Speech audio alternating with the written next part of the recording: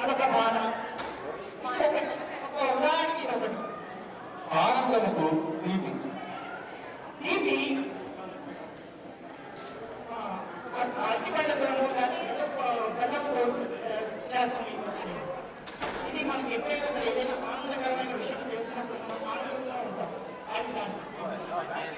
ఆగ్రహమునకు కారం. ఆగ్రహం మనకి రోజు ఎప్పుడో ఏదో సందర్భంలో వస్తూనే ఉంటుంది. మనం కార్యాలయంలో ప్రతిరోజు ఏదో ఒక మంచి పని చేసినప్పుడు మన సహచరులు అప్పుడప్పుడు వాళ్ళు సరిగ్గా పని చేయక సరైన సమయానికి వచ్చి మనం పని చేసినంతా వాళ్ళు తీసుకుని ఆ క్రెడిట్ అంతా వాళ్ళు తీసుకెళ్ళిపోతారు. అప్పుడు మనకి ఎంత ఆగ్రహం వస్తుందో నేను చెప్పనక్కర్లేదు. చాలా మందికి మీకు ఈ అనుభవం తెలిసినట్టు. భయానికి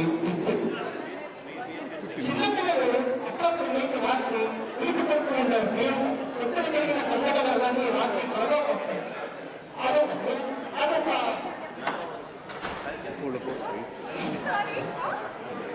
విసుగుకి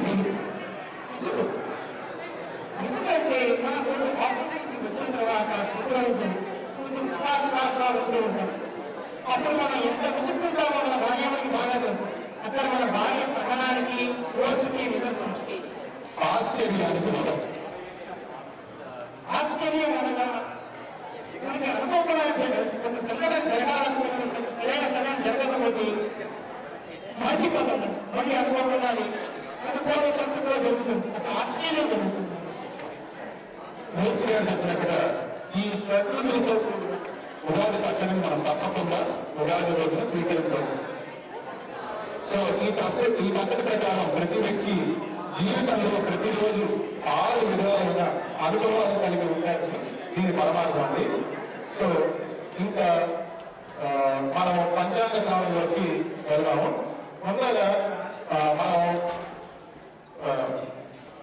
పంచాంగ శ్రవణం ఒక్కొక్క నక్షత్రం ఒక్కొక్క రాశిలో వెళ్ళేముగా మన పరిపూర్ణంగా ఒకసారి అందరికీ ఎలా ఉందో తెలుసుకుని ఆ తర్వాత ఒక్కొక్కరి నక్షత్రంలోకి రాశిలోకి వెళ్ళాం. నందననామ సంవత్సర అధిపతి కుజుడు, రాజు శుక్రుడు. ఈ సంవత్సరమున పాడి పంటలు సమృద్ధిగా ప్రజలు సంతోషంగా జీవించు. ధాన్యము సరసమైన ధరలతో అందుబాటులో. ఎండాకాలమున బాగా వడగాడులు, వానాకాలమున తగినంత వర్షపాతాలు, తుఫానులు అధికం. తెలుగువారు అన్ని రంగములలో మరియు అంతర్జాతీయంగా అభివృద్ధి చెందుతుంది. అంతర్జాతీయంగా రూపాయలలో పెరుగు. ప్రజలకు అత్యంత ప్రీతిపాత్రమైన భూమికి సంబంధించినటువంటి ధరలు బాగా పెరుగు. ఈ సంవత్సరంలో విదేశంలో ఉన్న మన తెలుగు వారి ఉద్యోగ జీవనంలో ఉన్న వారికి ప్రోత్సాహంగా చక్కటి ఉద్యోగ ప్రాప్తి, ఆరోగ్య రంగము మరియు జనాభా విఫలమవుతుంది. తెలుగు సినిమా రంగంలో మిశ్రమ ఫలితం. వాటా బజార్ వాటా బజార్లో ఆశాజనకమైన పరిస్థితి ఏర్పడింది. బంగారం ఖరీదు ఆకాశం నుండి పైకి తాకి క్రితం సంవత్సరం ఆకాశం నుండి అడుగుతుంది. ఈ సంవత్సరం ఆకాశం నుండి పైకి తాకి దేవలోకానికి వెళ్తుంది. ఇది Sorry, type this in any times like this is easy. This is easy.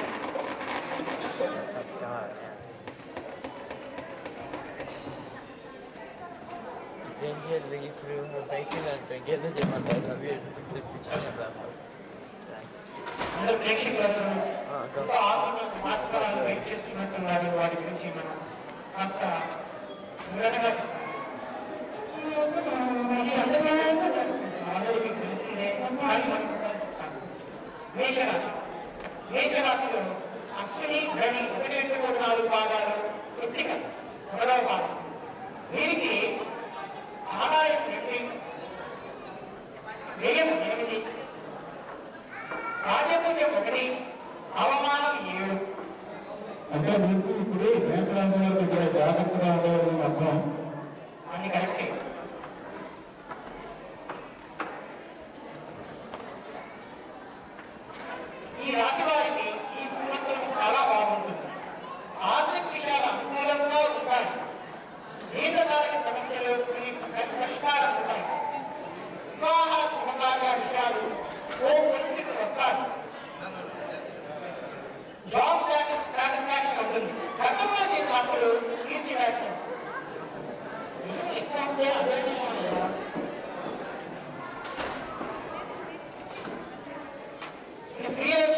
వస్తే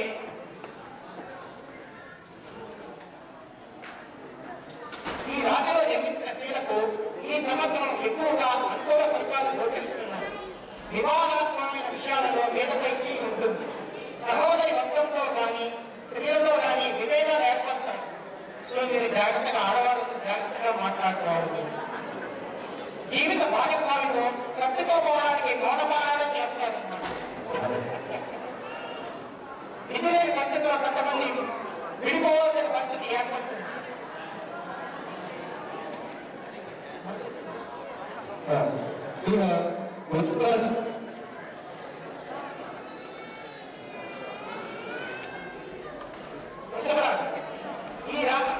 దీనికి ఆదాయం 11, వ్యయం 16. అంటే ఆదాయం బాగుంది, అలాగే వ్యయం కూడా ఎక్కువ. గౌరవం 4, అగౌరవం 7. వృషభ, ఈ రాశి వారికి ఈ సంవత్సరం మిశ్రమ ఫలితాలు గోచరిస్తున్నాయి. ప్రతిపడికి ఎంత కష్టపడితే గాని ఫలితం లభించదు.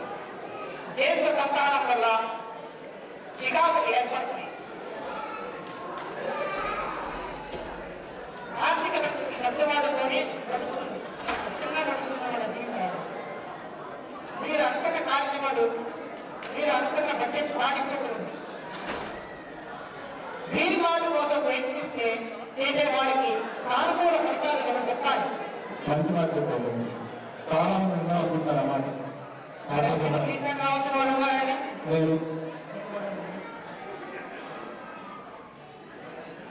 ఇంకా స్త్రీల విషయాలకు వస్తే ఈ రాశి వారికి, ఈ రాశిలో జన్మించిన స్త్రీలు స్వయం శక్తితో ఉన్నత స్థానాల్లో అధోరణిస్తారు. సంసారానికి సంబంధించిన విషయంలో అన్ని జాగ్రత్తలు తీసుకుంటారు. స్త్రీల నొప్పులు బాధిస్తాయి. ఆర్థిక పరిస్థితి సాధారణంగా ఉంటుంది. విద్యా సంబంధమైన విషయాలు, పోటీ పరీక్షలకు సంబంధించిన విషయాలు చాలా అనుకూలంగా ఉంటాయి. వీరు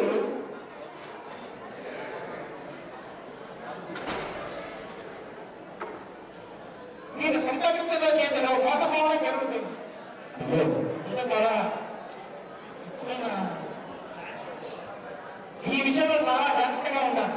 ప్రతిరోజు అష్టమాయుడిలో దీపారాధన సిద్ధగంధంతో శ్రీ వెంకటేశ్వర స్వామి వారి పూజ చెప్పదగిన సూచన. ఇంకా మనం మిథున రాశి పెడతామండి. మిథున రాశిలో ఈ రాశి దీనికి ఆదాయం 14, వ్యయం 11. ఈ రాశి బాగుంది. గౌరవం 7, అఘోరం 7. ఇది కూడా సమకాలంలోనే ఉంది. ఆదాయం ఎక్కువ, తక్కువ, చక్కగా ఉంది. ఈ రాశి వారికి ఈ సంవత్సరం చాలా బాగుంటుంది. ఆర్థిక స్థిరరాశులకు సంబంధించిన వ్యవహారాలు బాగున్నాయి. దీర్ఘకాలికంగా ముందుకి పడిన పనులు ఈ సంవత్సరం పూర్తి అవుతాయి. ఆరోగ్యపరంగా ముందు జాగ్రత్తలు తీసుకుంటారు. ఇందువలన ప్రయోజనం ఉంటుంది. ముఖ్యమైన వ్యక్తులతో మీకున్న సంబంధ గంతవ్యాలను సరిదిద్దుకోవడానికి ప్రయత్నిస్తారు. స్త్రీల వల్ల వేరు జరుగుతుంది. ఆదాయం వ్యయంతో పాటు కుటుంబ వ్యవహారాలు చక్కబడతాం అన్ని బాగున్నాయి అన్నమాట. మిథున రాశి వారికి వరుసగా 3, 4 పాదాలు, 1, 2, 3, 4 పాదాలు, మన వరుస 1, 2, 3 పాదాలు వారికి ఎస్పెషల్గా చెప్తున్నారు.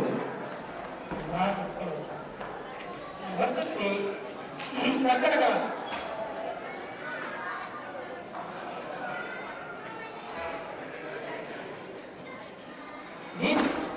కర్కటక రాశిలో పునర్వసు 4వ పాదము, కృష్ణుని ఆశ్లేష 1, 2, 3, 4 పాదాలు.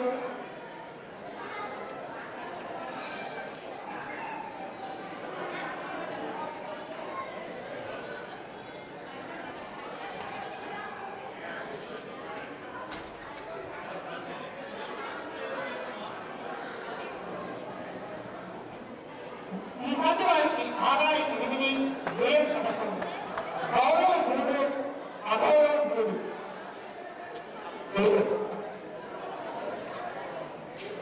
అయితే రాజుకు అవమానం సమానంగా ఉన్నాయి. సో వీరికి ఆదాయం తక్కువైనప్పటికీ అభివృద్ధి తక్కువ అన్నమాట. మీరు సంఘంలో గౌరవంగా సులభంగా మాట్లాడుతున్నారు. ఈ రాశి వారికి ఈ సంవత్సరం బాగుంది. విద్యా సంబంధమైన విషయాలు, విదేశీయుల సంబంధమైన విషయాలు, భూమి సంబంధమైన విషయాలు, గృహాల సంబంధమైన విషయాలు, వివాహ శుభకార్యాలకు సంబంధించిన విషయాలు చదవడం కొంత బలం కుంగిపోవడం ఇబ్బందికరంగా ఉంటుంది.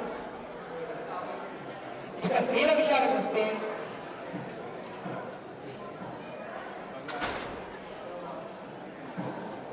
ఈ రాశిలో జన్మించిన స్త్రీలకు ఈ సంవత్సరం చాలా బాగుంది. ఒకటి రెండు విషయాలు మినహా మిగతా విషయాలు అనుకూలంగానే ఉన్నాయి. జీవిత ఆశయం స్ఫురించుకుంటారు. విద్యా వైజ్ఞానిక రంగంలో రాణిస్తారు.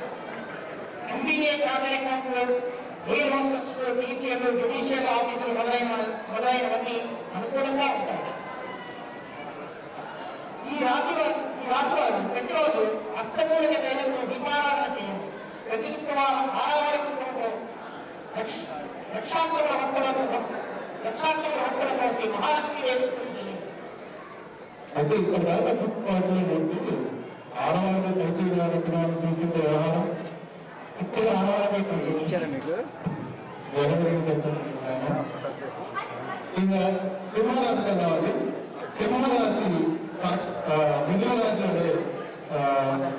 ఆదాయం చాలా బాగున్నాయి. విష్ణుమూర్తిగా చదివిస్తారు. సింహరాశిలో మహా 1, 2, 3, 4 పాదాలు, ఉత్తర 1, 2 పాదాలు. ఈ సింహరాశి వారికి ఆదాయం 11, వ్యయం 5. ప్రధానంగా సింహం మధ్యతరం ఏమంటున్నారు? గౌరవం 5, అగౌరవం 3. సింహరాశి ఈ రాశి వారికి సంబంధం చాలా బాగుంది. కొన్ని చిక్కు సమస్యల నుండి బయటపడతాయి.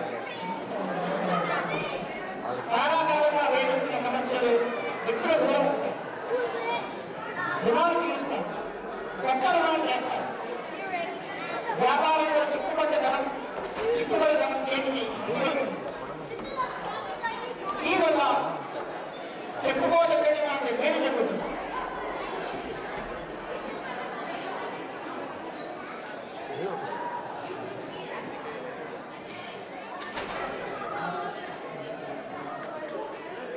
స్త్రీల విషయాలకు వస్తే ఈ రాశి వారికి సంబంధించిన విషయాలకు వస్తే ఈ రాశిలో జన్మించిన స్త్రీలు ఈ సంవత్సరం వాళ్ళకి చాలా బాగుంటుంది. రుణనిర్మాణానికి సంబంధించిన మీ కళ నెరవేరుతుంది. విద్యా సాంస్కృతిక సాహిత్య రంగాల్లో సింహం మధ్యతరం ఆధ్యాత్మిక కార్యక్రమాలు నిర్దిష్ట సమయం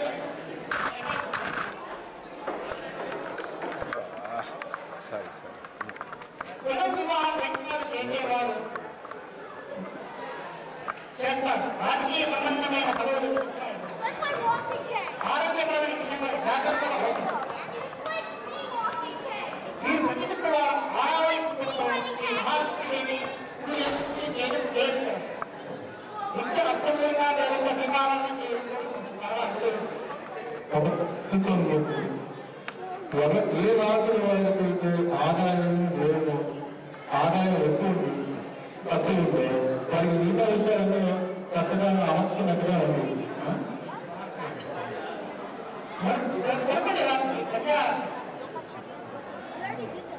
ఇది వచ్చే 3-4 కాలంలో కష్ట 1-2-3-4 కాలంలో చిత్త 1-2-3 కాలం. వీరికి ఆదాయం 4, వ్యయం 11.